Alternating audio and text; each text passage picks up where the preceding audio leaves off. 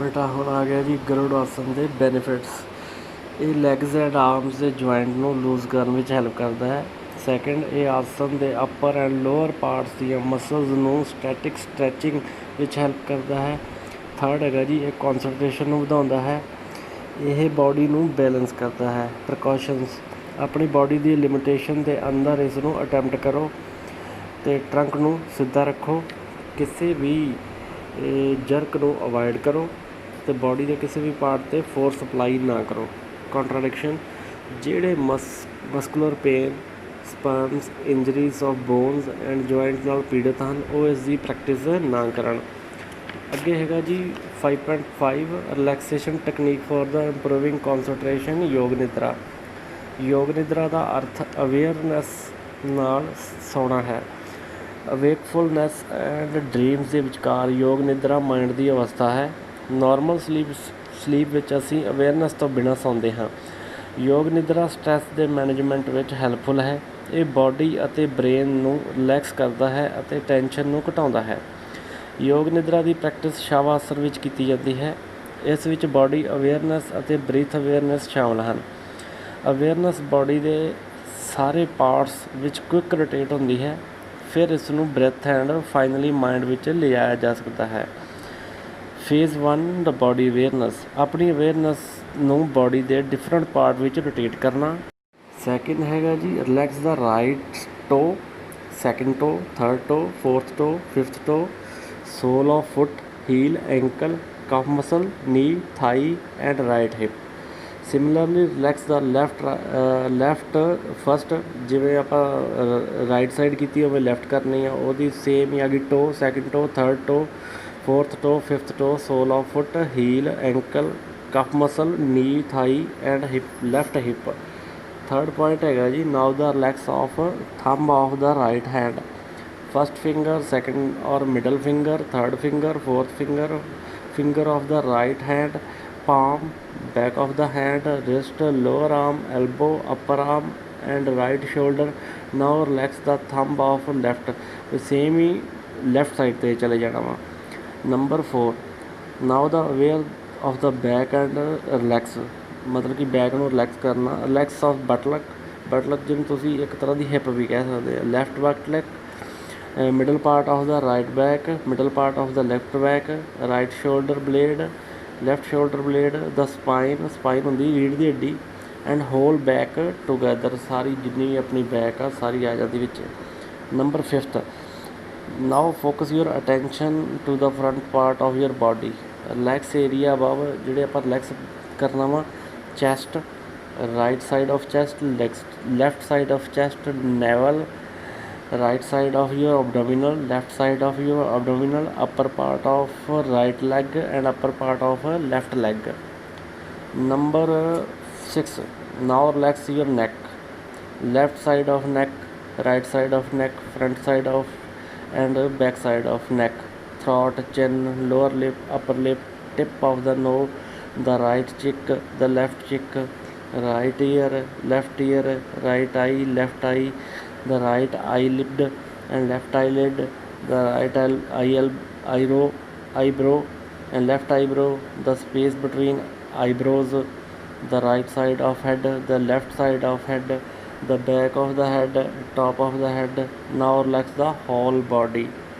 Phase 2 ਆ ਜਾਣਾ ਜੀ। ਆਪਣਾ ਧਿਆਨ ਬ੍ਰੈਥ 'ਤੇ ਫੋਕਸ ਕਰੋ, ਆਪਣੇ ਨੈਚੁਰਲ ਬ੍ਰੈਥ 'ਤੇ ਫਲੋ ਨੂੰ ਫੀਲ ਕਰੋ, ਇਸ ਨੂੰ ਚੇਂਜ ਨਾ ਕਰੋ। ਹਰ ਬ੍ਰੈਥ ਨਾਲ ਨੱਕ ਦੀ ਮੂਵਮੈਂਟ ਨੂੰ ਵਧਾਓ, ਮਤਲਬ ਕਿ ਜਦੋਂ ਆਪਾਂ ਸਾਹ ਲੈਂਦੇ ਹਾਂ ਤਾਂ ਨੱਕ ਦੀ ਮੂਵਮੈਂਟ ਹੁੰਦੀ ਹੈ। ਹੁਣ ਤੁਸੀਂ ਬ੍ਰੈਥ ਲੈਣ ਦੌਰਾਨ ਅਬਡੋਮੀਨਲ ਏਰੀਆ ਦੀਆਂ ਐਕਟੀਵਿਟੀਆਂ 'ਤੇ ਆਪਣਾ ਧਿਆਨ ਫੋਕਸ ਕਰੋ। ਅਬਡੋਮੀਨਲ ਫਾਲ ਅਤੇ ਐਕਸੇਲੇਸ਼ਨ, ਇਨਹੇਲੇਸ਼ਨ ਰੇਜ਼ ਹੁੰਦਾ ਹੈ। Phase 3, coming back. ਵਾਪਸ ਆਉਣ ਲਈ ਆਪਣੀ ਬਾਡੀ ਬਾਰੇ ਅਵੇਅਰ ਰਹੋ ਅਤੇ ਉਸ ਸਮੇਂ ਅਤੇ ਜਗ੍ਹਾ ਬਾਰੇ ਅਵੇਅਰ ਰਹੋ ਜਿਸ ਵਿੱਚ ਤੁਸੀਂ ਆਉਂਦੇ ਹੋ।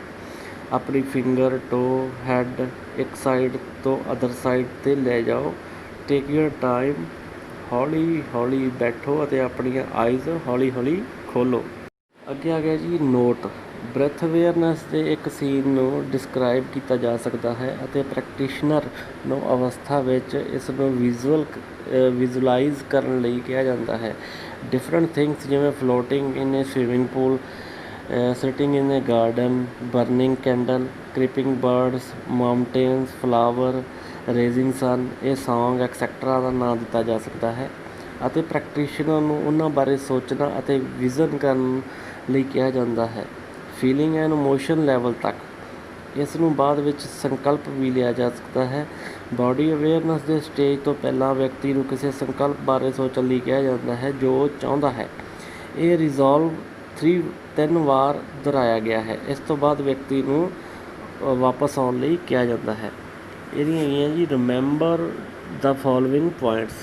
ਕੀ ਯਾਦ ਰੱਖਣਾ ਆਪਾਂ? ਨੰਬਰ 1, ਬਾਡੀ ਦੇ ਸਾਰੇ ਪਾਰਟ ਨੂੰ ਇੱਕ ਇੱਕ ਕਰਕੇ ਰਿਲੈਕਸ ਕਰੋ। ਬਾਡੀ ਦੇ ਉਸ ਪਾਰਟ 'ਤੇ ਫੋਕਸ ਕਰੋ ਜਿਸ ਦਾ ਨਾਮ ਦਿੱਤਾ ਗਿਆ ਰਿਹਾ ਹੈ। ਇੰਸਟਰਕਸ਼ਨ ਨੂੰ ਸਹੀ ਢੰਗ ਨਾਲ ਫੋਲੋ ਕਰੋ।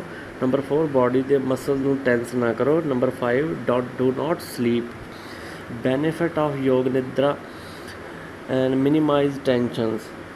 ਇੱਕ ਹਾਈ ਪਰਸੈਂਟੇਜ ਲੋਕ ਟੈਨਸ਼ਨ ਅਤੇ ਫਰਸਟ੍ਰੇਸ਼ਨ ਦੀ ਸਥਿਤੀ ਵਿੱਚ ਰਹਿੰਦੇ ਹਨ ਅਤੇ tense body, mind and emotions ਵਿੱਚ ਇਹ ਟੈਨਸ਼ਨ ਕੰਟੀਨਿਊਸਲੀ ਲੈਵਲ 'ਤੇ ਇੰਡੀਵਿਜੂਅਲ ਨੂੰ ਸਾਈਕੋਲੋਜੀਕਲ ਐਂਡ ਸਾਈਕਲੋਮੈਟਿਕ ਡਿਸਆਰਡਰ ਵੱਲ ਪ੍ਰੇਰਿਤ ਕਰਦਾ ਹੈ। ਮਾਡਰਨ ਸਾਈਕੋਲੋਜੀ ਦੇ ਨਾਲ ਯੋਗਿਕ ਫਿਲਾਸਫੀ ਦੀਆਂ 3 ਟੈਨਸ਼ਨਸ ਹਨ, ਜਿਵੇਂ muscular tensions, emotional tensions and mental tensions ਵਿੱਚ ਬਿਲੀਵ ਕਰਦਾ ਹੈ, ਜੋ ਯੋਗ ਨਿਦਰਾ ਦੇ ਸਿਸਟਮੈਟਿਕਲ ਐਂਡ ਰੈਗੂਲਰ ਪ੍ਰੈਕਟਿਸ ਦੁਆਰਾ ਹੌਲੀ ਹੌਲੀ ਜਾਰੀ ਕੀਤੀ ਜਾ ਸਕਦੀ ਹੈ। ਨੰਬਰ 2, ਟ੍ਰੇਨ ਦਾ ਮਾਈਂਡ। ਯੋਗ ਨਿਦਰਾ ਦੇ ਹਰੇਕ ਸੈਸ਼ਨ ਵਿੱਚ ਲਿਆ ਗਿਆ ਸੰਕਲਪ ਮਾਈਂਡ ਨੂੰ ਟ੍ਰੇਨਿੰਗ ਦੇਣ ਲਈ ਸਭ ਤੋਂ ਇਫੈਕਟਿਵ ਟੈਕਨੀਕ ਹੈ। ਸਬਕੌਨਸ਼ੀਅਸ ਮਾਈਂਡ ਜਦੋਂ ਇਹ ਰਿਲੈਕਸ ਅਤੇ ਰਿਸੈਪਟਿਵ ਹੁੰਦਾ ਹੈ ਤਾਂ ਸੰਕਲਪ ਵਿੱਚ ਹੈਲਪ ਕਰਦਾ ਹੈ। ਮਾਈਂਡ ਨੂੰ ਟ੍ਰੇਨਿੰਗ ਦਿੰਦਾ ਹੈ ਕਿਉਂਕਿ ਇਹ ਉਦੋਂ ਲਗਾਇਆ ਜਾਂਦਾ ਹੈ ਜਦੋਂ ਮਾਈਂਡ ਰਿਲੈਕਸ ਹੁੰਦਾ ਹੈ ਅਤੇ ਇਸ ਨੂੰ ਅਬਜ਼ੌਰਬ ਐਂਡ ਐਕਸੈਪਟ ਕਰਨ ਲਈ ਤਿਆਰ ਹੁੰਦਾ ਹੈ। ਜ਼ਰੂਰੀ ਇਹ ਹੈ ਕਿ ਸੰਕਲਪ ਨੂੰ ਸਟਰੋਂਗ ਵਿਲ ਪਾਵਰ ਅਤੇ ਫੀਲਿੰਗ ਨਾਲ ਲਿਆ ਜਾਣਾ ਚਾਹੀਦਾ ਹੈ। Number 3, relax the mind. Brain, mind, body and emotions ਦੇ ਵਿਚਕਾਰ ਲਿੰਕਿੰਗ ਮੈਡੀਏਟਰ ਹੈ। ਯੋਗ ਨਿਦਰਾ ਵਿੱਚ ਬਾਡੀ ਨੂੰ ਅਵੇਅਰਨੈਸ ਨੂੰ ਵਧਾਉਣ ਨਾਲ ਬ੍ਰੇਨ ਨੂੰ ਉਤੇਜਿਤ ਕਰਦਾ ਹੈ। ਜਦੋਂ ਅਵੇਅਰਨੈਸ ਬਾਡੀ ਦੇ ਵੱਖ-ਵੱਖ ਪਾਰਟ ਵਿੱਚ 'ਤੇ ਰੋਟੇਟ ਹੁੰਦੀ ਹੈ ਤਾਂ ਇਹ ਸਿਰਫ ਫਿਜ਼ੀਕਲ ਰਿਲੈਕਸੇਸ਼ਨ ਨਹੀਂ, ਨਾਲ ਬ੍ਰੇਨ ਦੇ ਨਰਵਸ ਦੇ ਪਾਥਵੇ ਵੀ ਕਲੀਅਰ ਕਰਦੀ ਹੈ। Number 4, clears the unconscious. All traumatic experience, fulfil desire and threatening situation mind ਦੇ ਡੀਪਰ ਏਰੀਆਜ਼ ਵਿੱਚ ਦਬੀਆਂ ਜਾਂਦੀਆਂ ਹਨ। ਯੋਗ ਨਿਦਰਾ ਦੇ ਦੌਰਾਨ ਪ੍ਰੈਕਟੀਸ਼ਨਰ ਦੇ ਰਵੱਈਏ ਨਾਲ ਸਿੰਪਟਮ ਐਂਡ ਇਮੇਜਿਸ ਦੀ ਕਲਪਨਾ ਕਰਦਾ ਹੈ। ਨੈਕਸਟ ਹੈਗਾ ਜੀ ਅਵੇਕਨ ਕ੍ਰੀਏਟੀਵਿਟੀ। ਜਦੋਂ ਮਾਈਂਡ ਪੂਰੀ ਤਰ੍ਹਾਂ ਰਿਲੈਕਸ ਹੁੰਦਾ ਹੈ, ਅਵੇਅਰਨੈਸ ਵਿੱਚ ਹੌਲੀ ਹੌਲੀ ਐਂਟਰ ਕਰ ਜਾਂਦਾ ਹੈ। ਮਾਈਂਡ ਅਤੇ ਵਿਅਕਤੀ ਦੇ ਡੀਪਰ ਲੇਮਸ, ਜਿਹਨੂੰ ਕਹਿੰਦੇ ਸਬਕੌਨਸ਼ੀਅਸ ਅਤੇ ਅਨਕੌਨਸ਼ੀਅਸ, ਇਹ ਕ੍ਰੀਏਟਿਵ ਐਂਡ ਇੰਟੂਟਿਵ ਫੈਸਿਲਿਟੀ ਤੋਂ ਜਾਣੂ ਹੋ ਜਾਂਦਾ ਹੈ। ਯੋਗ ਨਿਦਰਾ ਦੀ ਰੈਗੂਲਰ ਪ੍ਰੈਕਟਿਸ ਨਾਲ ਕੌਨਸ਼ੀਅਸ ਐਂਡ ਅਨਕੌਨਸ਼ੀਅਸ ਮਾਈਂਡ ਦੇ ਵਿਚਕਾਰ ਇੱਕ ਬ੍ਰਿਜ ਬਣਾਉਣ ਵਿੱਚ ਹੈਲਪ ਕਰਦਾ ਹੈ। ਹੌਲੀ ਹੌਲੀ ਇੱਕ ਅਨਕੌਨਸ਼ੀਅਸ ਦੇ ਕੰਮ ਕਰਨ ਅਤੇ ਫਿਰ ਕ੍ਰੀਏਟੀਵਿਟੀ ਦੀ ਪਾਵਰ ਨਾਲ ਬਣ ਜਾਂਦੀ ਹੈ, ਆਟੋਮੈਟਿਕਲੀ ਅਵੇਕਨ ਨਾਲ। Number 6, enhance memory and learning capacity. Yoga Nidra ਦੀ technique learning and memory capacity ਨੂੰ ਇਨਕਰੀਜ਼ ਕਰਨ ਵਿੱਚ ਹੈਲਪਫੁਲ ਹੁੰਦਾ ਹੈ। ਜੋ ਯੋਗ ਨਿਦਰਾ ਦੀ ਵਰਤੋਂ ਐਜੂਕੇਸ਼ਨ ਵਿੱਚ ਹੁੰਦੀ ਹੈ ਤਾਂ ਸਟੂਡੈਂਟ ਦੇ ਬ੍ਰੇਨ ਸਬਜੈਕਟ ਲਰਨਿੰਗ 'ਚ ਦੋਵੇਂ ਸਾਈਡ ਇਨਵਾਲਵ ਹੁੰਦਾ ਹੈ, ਜਦੋਂ ਕਿ ਕਲਾਸਰੂਮ ਵਿੱਚ ਲੈਫਟ ਹੈਮਸਫੇਅਰ ਵਿੱਚ ਵਧੇਰੇ ਫੰਕਸ਼ਨ ਹੁੰਦੇ ਹਨ। ਇਸ ਵੇ ਨਾਲ ਯੋਗ ਨਿਦਰਾ ਦੀ ਪ੍ਰੈਕਟਿਸ ਟ੍ਰੇਨਿੰਗ ਵਿੱਚ ਟੋਟਲ ਮਾਈਂਡ ਇਨਵਾਲਵ ਹੁੰਦਾ ਹੈ। ਅੱਗੇ ਆ ਗਿਆ ਜੀ ਕਾਊਂਟਰਐਕਟ ਸਟ੍ਰੈਸ। ਜਦੋਂ ਸਿਚੁਏਸ਼ਨ ਦੀ ਡਿਮਾਂਡ ਇੰਡੀਵਿਜੂਅਲ ਦੀ ਐਬਿਲਿਟੀ ਤੋਂ ਵੱਧ ਹੁੰਦੀਆਂ ਹਨ ਤਾਂ ਡਿਸਟ੍ਰੈਸ ਰਿਜ਼ਲਟ ਆਉਂਦੇ ਹਨ, ਜੋ ਅਬਨੋਰਮੈਲਿਟੀ ਦੇ ਮੈਂਟਲ ਅਤੇ ਫਿਜ਼ੀਕਲ ਸਿੰਪਟਮ ਵਿੱਚ ਪ੍ਰਗਟ ਹੋ ਸਕਦੇ ਹਨ। ਯੋਗ ਨਿਦਰਾ ਦੀ ਪ੍ਰੈਕਟਿਸ ਕਰਨ ਦੀ ਐਬਿਲਿਟੀ ਨੂੰ ਵਧਾਉਣ ਵਿੱਚ ਹੈਲਪ ਕਰਦਾ ਹੈ। ਯੋਗ ਨਿਦਰਾ ਪ੍ਰੈਕਟੀਸ਼ਨਰ ਹੌਲੀ ਹੌਲੀ ਸੁੱਚੇ ਹੋਣ ਬਾਰੇ ਜਾਣੂ ਹੁੰਦੇ ਹਨ, ਇਸ ਤਰ੍ਹਾਂ ਆਪਣੇ ਆਪ ਨੂੰ ਡਿਸਟ੍ਰੈਸ ਦਾ ਵਿਕਟਮ ਹੋਣ ਤੋਂ ਰੋਕਦੇ ਹਨ। ਨੰਬਰ 8, ਮੈਨੇਜ ਦਾ ਸਾਈਕੋਲੋਜੀਕਲ ਡਿਸਆਰਡਰ।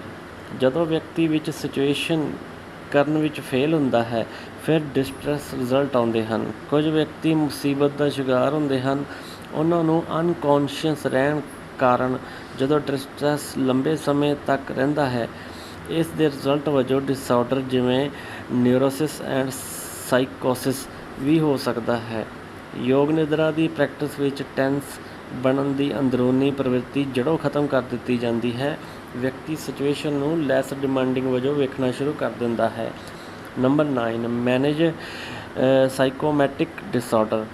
ਜਦੋਂ ਮਾਈਂਡ ਟੈਨਸ਼ਨ, ਇਨਫਲੈਕਟ ਅਤੇ ਫਰਸਟ੍ਰੇਸ਼ਨ ਫਿਜ਼ੀਕਲ ਸਿੰਪਟਮ ਦੇ ਰੂਪ ਵਿੱਚ ਪ੍ਰਗਟ ਹੁੰਦਾ ਹੈ, ਉਹਨਾਂ ਡਿਜ਼ੀਜ਼ ਨੂੰ ਸਾਈਕੋਮੈਟਿਕ ਡਿਜ਼ੀਜ਼ ਕਿਹਾ ਜਾਂਦਾ ਹੈ। ਯੋਗ ਨਿਦਰਾ ਦਾ ਏਮ ਅਨਕੌਂਸ਼ੀਅਸ ਤੋਂ ਲੈ ਕੇ ਸਪਰੈਸਡ ਅਤੇ ਰੀਪਰੈਸਡ ਕੌਨਫਲਿਕਟ ਨੂੰ ਰਿਲੀਜ਼ ਕਰਨਾ ਹੈ, ਜਿਸ ਨਾਲ ਮਾਈਂਡ ਰਿਲੈਕਸ ਹੁੰਦਾ ਹੈ। ਉਪਰੋਕਤ ਡਿਸਕਸ਼ਨ ਤੋਂ ਇਹ ਕਲੀਅਰ ਹੋ ਜਾਂਦਾ ਹੈ ਕਿ ਯੋਗ ਨਿਦਰਾ ਦੀ ਟੈਕਨੀਕ ਵਿੱਚ ਪ੍ਰੀਵੈਂਟਿਵ, ਪ੍ਰਮੋਟਿਵ ਐਂਡ ਕ੍ਰੀਏਟਿਵ ਵੈਲਿਊ ਹੈ। ਇਹ ਮੈਂਟਲ ਰਿਲੈਕਸੇਸ਼ਨ ਅਤੇ ਕਾਮ ਰਹਿਣ ਦੀ ਟ੍ਰੇਨਿੰਗ ਦੇ ਕੇ deep physical, emotional and mental relaxation ਸੰਬੰਧੀ stress and stress related disease ਨੂੰ ਰੋਕਦਾ ਹੈ।